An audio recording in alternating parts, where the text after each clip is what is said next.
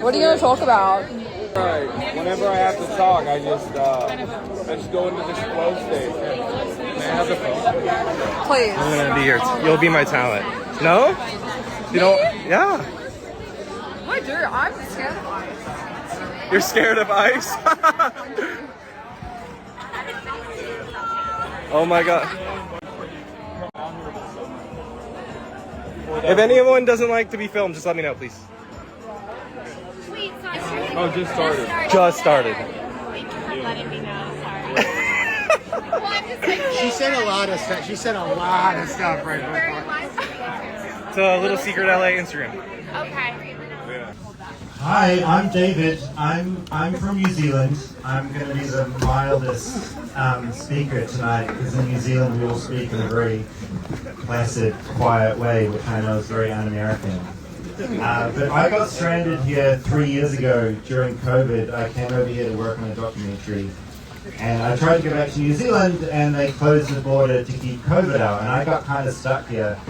And I've stayed here ever since. And it's been like a really fucking weird introduction to your country. Because like the last 3 years have been like deeply weird.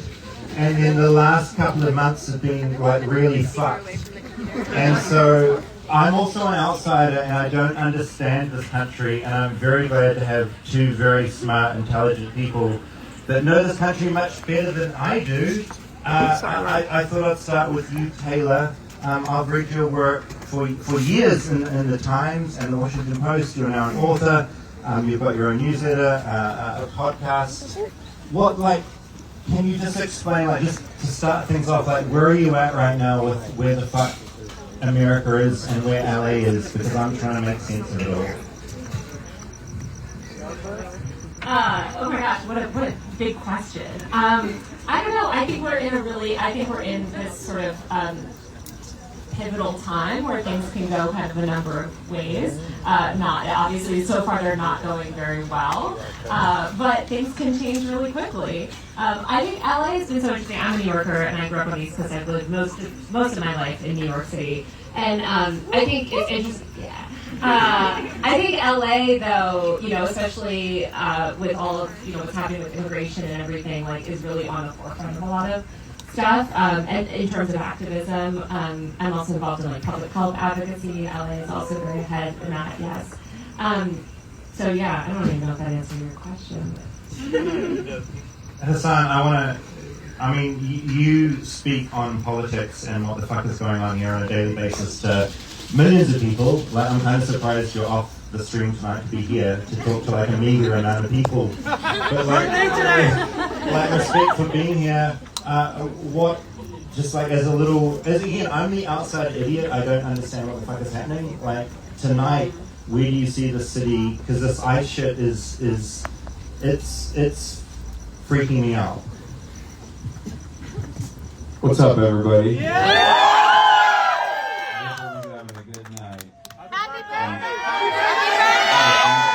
Yeah, it's my birthday tonight. I turned 34. Oh man, where do I begin? First and foremost, I didn't realize that this was going to be an outdoor event, so you guys are getting a real good goot shot right here out front. And I'm wearing these pants that are very airy, and it is so cold. It is so cold up here, but that's neither here nor there. So America. So I came here 16 years ago with big dreams, and I thought, oh my God, America is the land of dreams. This is where I had the same exact story that many people have. I'm assuming you had something similar when you came here, maybe.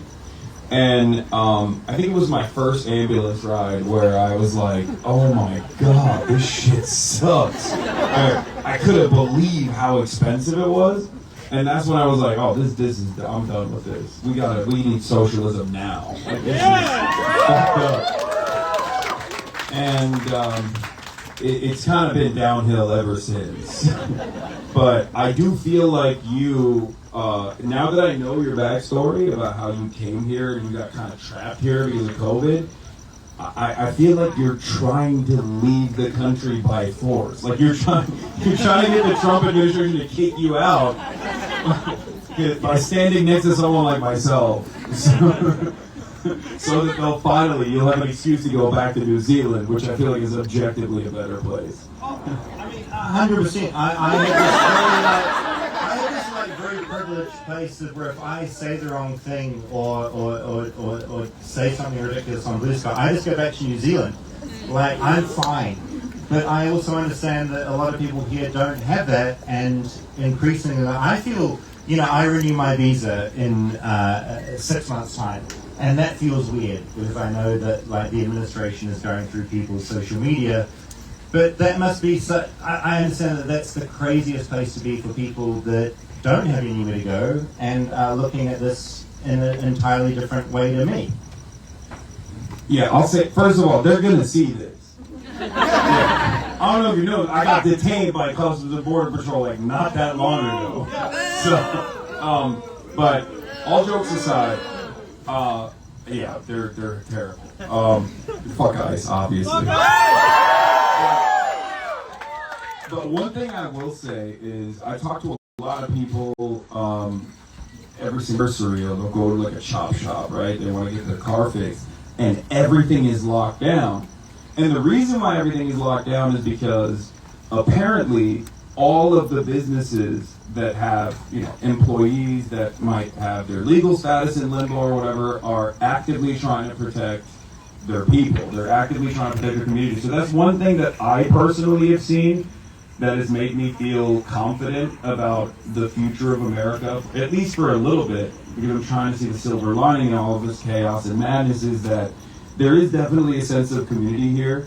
And for all the shit that we get in Los Angeles, we do take care of our friends, we do take care of our neighbors. I was out at the ICE Out of LA protests. I got shot at, I got stun grenaded. This is the funniest thing is when people come up to me now, they're like, back in the day they used to be like, oh my god, you radicalized me, you changed my perspective, this is so important. Now they come up to me at Anime Expo and they're like, Hasan, you radicalized me and I got shot, you want to see my wound? And I'm like, I don't know if I should be celebrating this, I feel kind of culpable.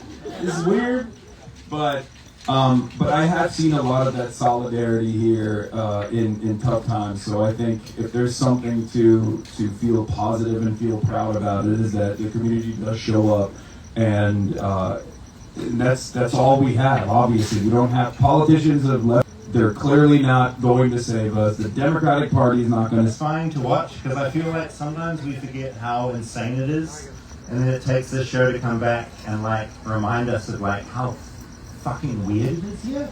It is really weird. All the Christian nationalist stuff that's creeping in, it's really weird.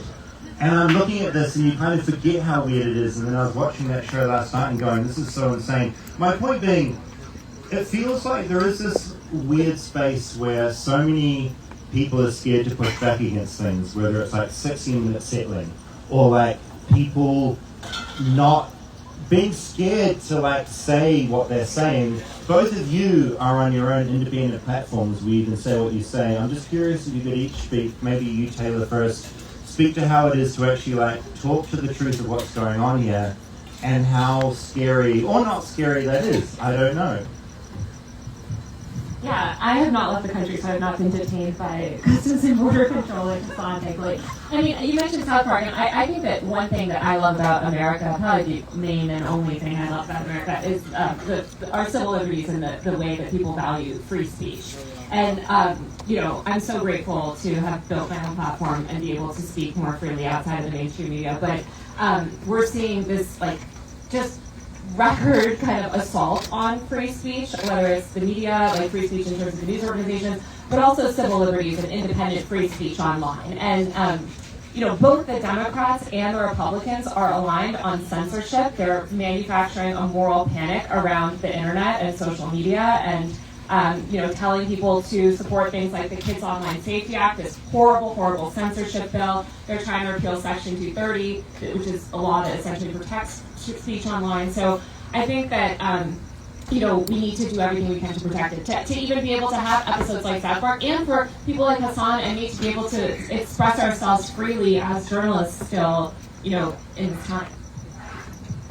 Yeah, I also wanted to talk about something else that kind of tangentially related to the South Park thing, because we were talking about that, like, I'm glad that, you know, the fail-ennials and the boomer liberals, they like, you know, Donald Trump has a tiny penis, it's cool, but like, I think in the real world, the normies are way more radical than the way that the media is presenting this like liberal style resistance right now. I see Deborah's and Barbara's like moms on Facebook being like, Hakeem Jeffries, you need to go out and die.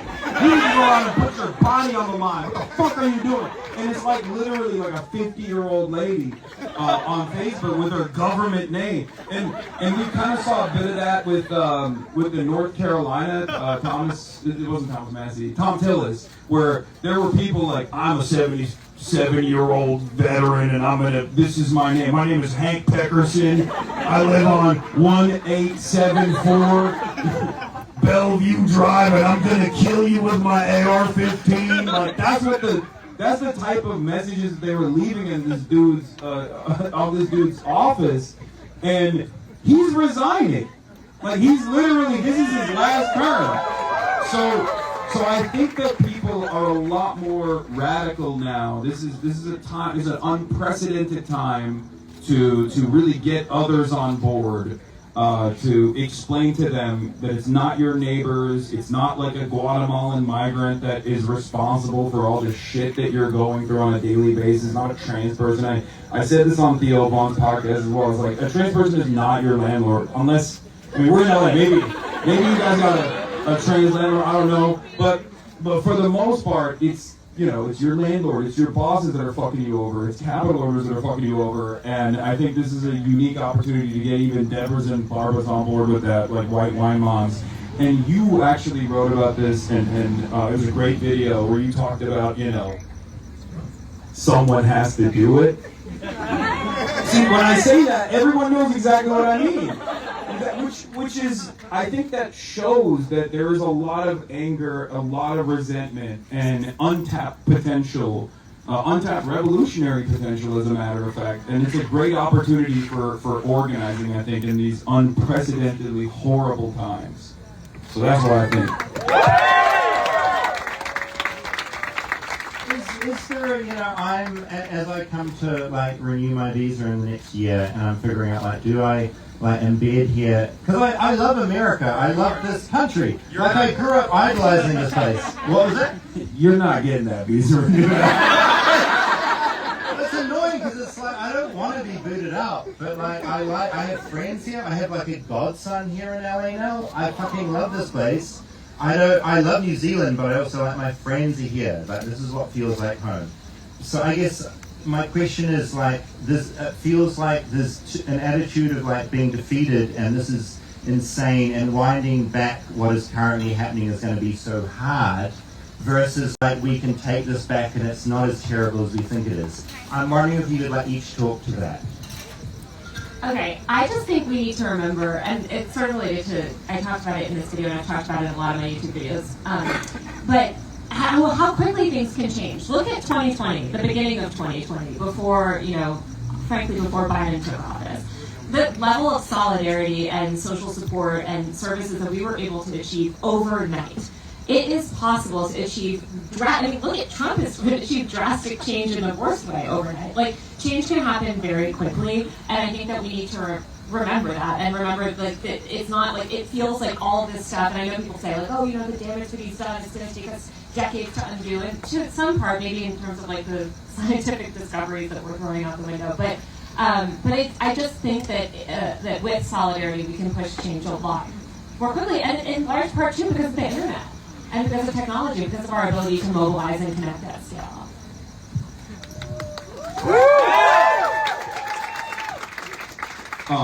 Throughout the election cycle, and even far before that, I kept talking about immigration. That's what we're here to talk about, and it's obviously an issue that's very close to me. It's near and dear to me. I'm very fortunate. I was born on U.S. soil, so I have an American citizenship, so you can't get fucking rid of me yet. Okay? And I'm a very stubborn person, because people are always like, dude, get the fuck out of here, you're rich, like, just move somewhere else, and then do your thing from there, and I'm like, no, fuck that. The reason why I'm explaining this is because I've talked about immigration quite a bit, And one of the things that was that there's no counter messaging on the Democratic front on immigration. There's no communication that migrants, non-citizens, undocumented and documented alike are just like every other worker. They're in a second tier so that our bosses and capital owners can make more money off of them. And sure, it plays a depressive role in wages across the board, but the solution to that is not Hitlerian policy. The solution to that is not the mass extermination or concentration camps and shipping off people, ripping them away from their families and their communities overnight, to the tune of 20 million people that are living here. The solution to that is documenting them. And I think that's a reality. I think that's a reality that the Republicans are aware of as well, which is precisely the reason why J.D. Vance had no issue saying, oh, these Haitians are eating cats and dogs, and kept calling the people in Springfield, Ohio, illegal aliens. But they're not illegal aliens. They're actually documented migrants. But because Republicans understand that that is the only distinction between someone who is documented and undocumented, it's just a piece of paperwork that they can revoke, we need to explain to the Democrats and then to the rest of the country by way of the media that the best possible solution going forward, the most humane solution going forward, is amnesty. Is amnesty for all people that have been living here on U.S. soil and working and are wonderful contributors to our economy, to our communities, these people who we share lives with. And it is a popular idea. This is a more popular idea than mass deportations are. And yet, I was very frustrated because the Democrats never communicated this at all. They never did, because they were so fearful. They looked at the polls, they saw the Pew Center study poll that said, 60% of Americans want mass deportations. I was like, that's your fault. You didn't tell them that this is Nazi shit. You didn't tell them what this process was going to look like.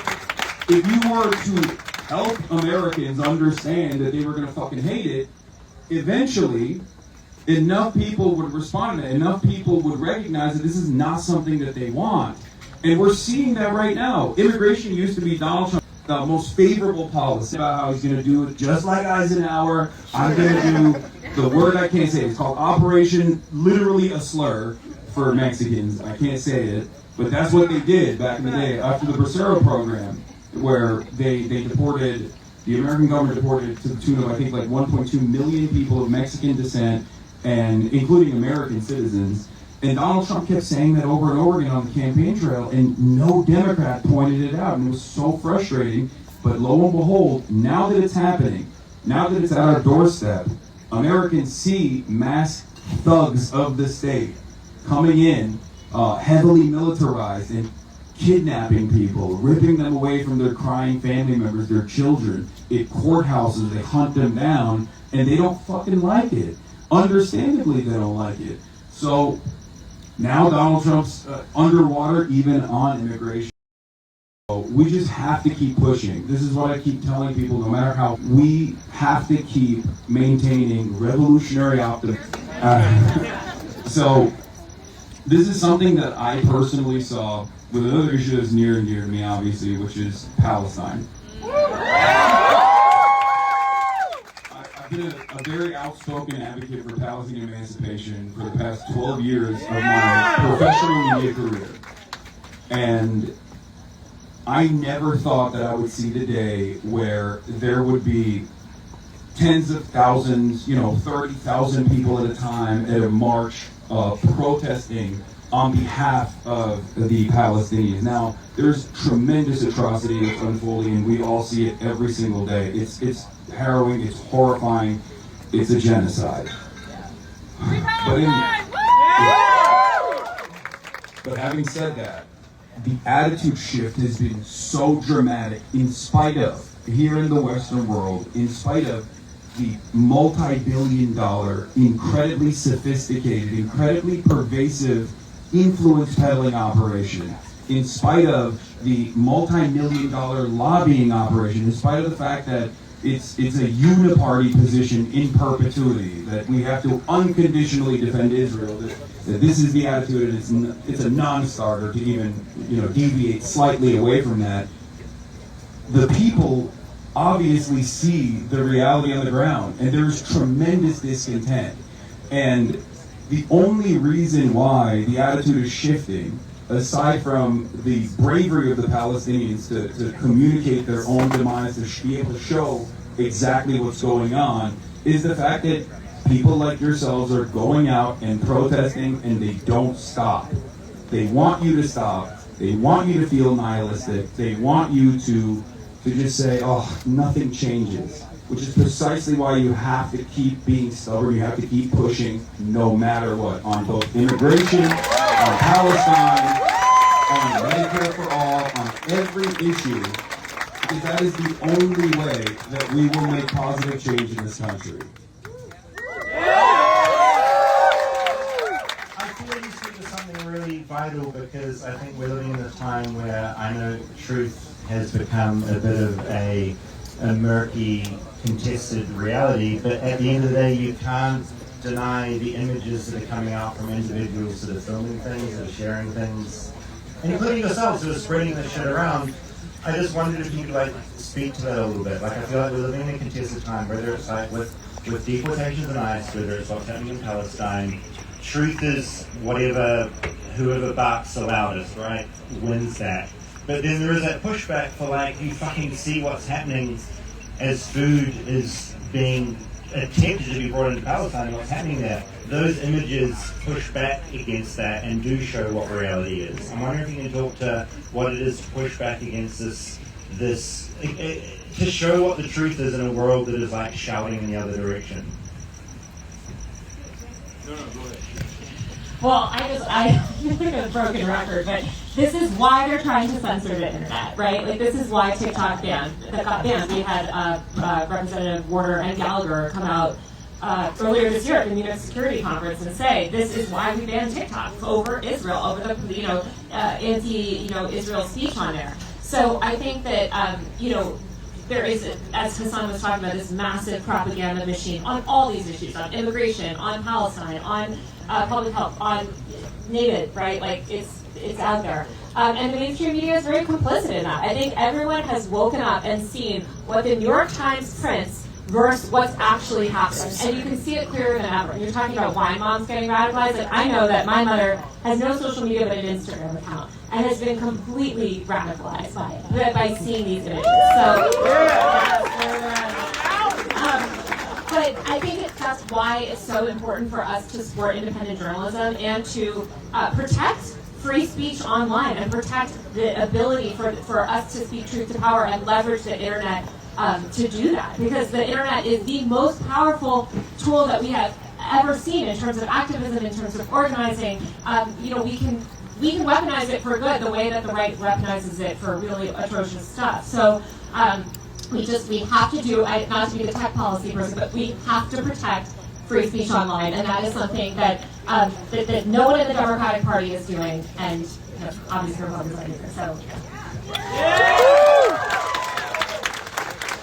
Yeah, it is pretty crazy because they just kept talking about, cancel culture and how the left is too woke on college campuses and all this stuff. And they're like, you gotta let Nazis speak. You have to let Nazis speak on college. I'll literally kill myself if you don't let Milo Yiannopoulos come to the college campus and speak.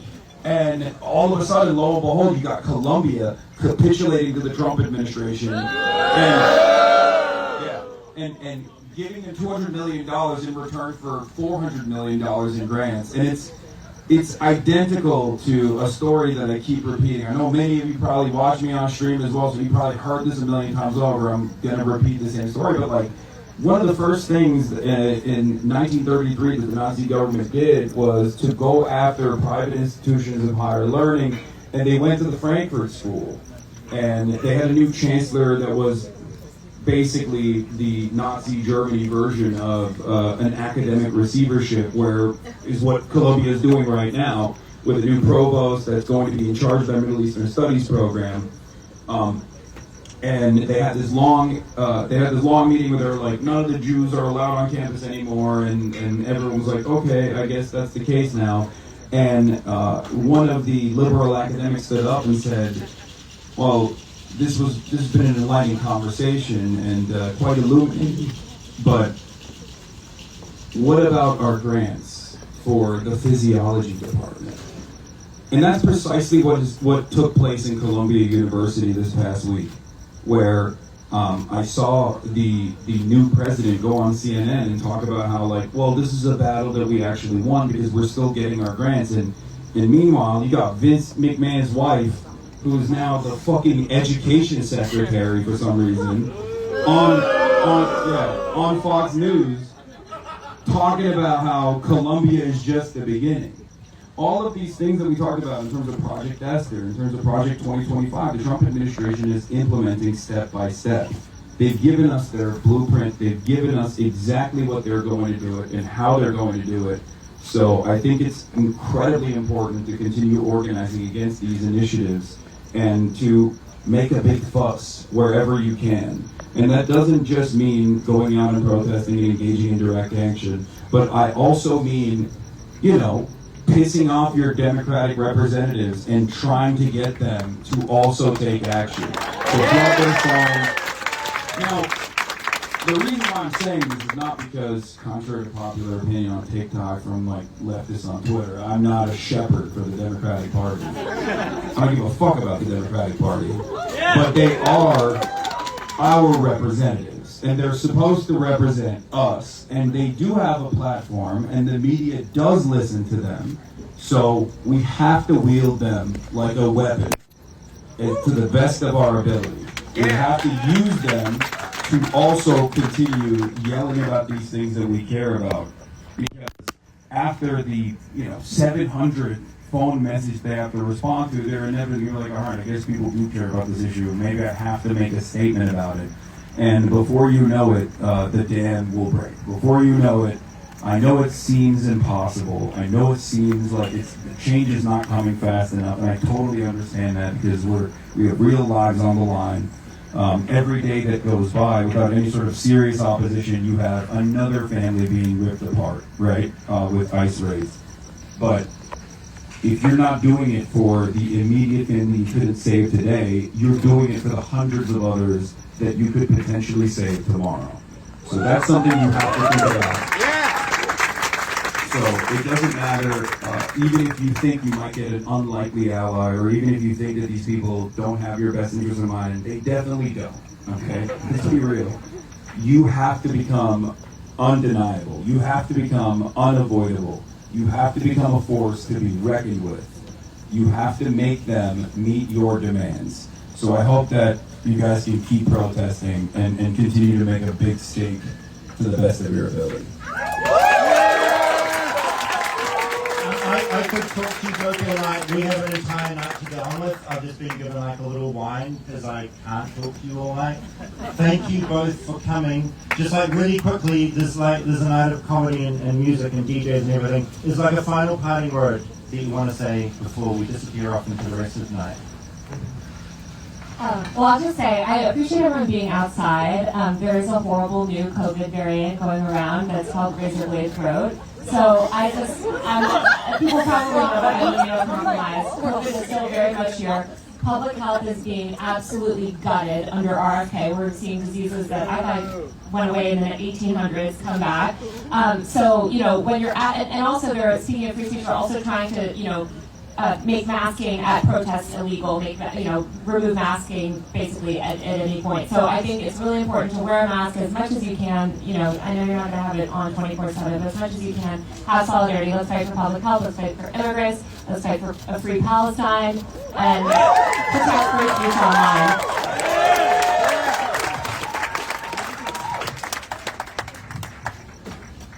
I don't got nothing else to say after that. That's pretty good. I hope, like I said, if you're feeling down, if you feel like everything is fucked up, just remember, you have a lot of other people out there that agree with you, that feel the exact same way that you do, and not only that, but also there are plenty of potential allies that you can convince. So that's something that you always have to maintain. You have to keep being stubborn, and you should never, ever succumb to nihilism if you can't maintain revolutionary optimism, just do it out of spite, because all of the most inbred looking loser fucking Nazis out there want you to shut the fuck up. They want you to sit idly by and cower in fear, like the Jubilee. If you want an image that just invokes blood-curdling anger in you, think about that fat Nazi that was talking to Mehdi Hasan, like, I am a fascist, I love Franco. Just the moment that I remember that a piece of shit like that exists, I'm like, fuck that. I'm revitalized. I'm re-energized. I'm ready to fucking go. Thank you, Hasan. Thank you, Taylor. And thank you for coming up tonight. You're fucking wonderful. Thank you. Thank you. Hasan, I've been told you're supposed to stay on stage. Hasan is supposed to stay on stage. You're good. They said I have to stay on stage, but I'll move away so they can get it. Happy birthday to you! Not yet! Not yet! Josh is saying not yet.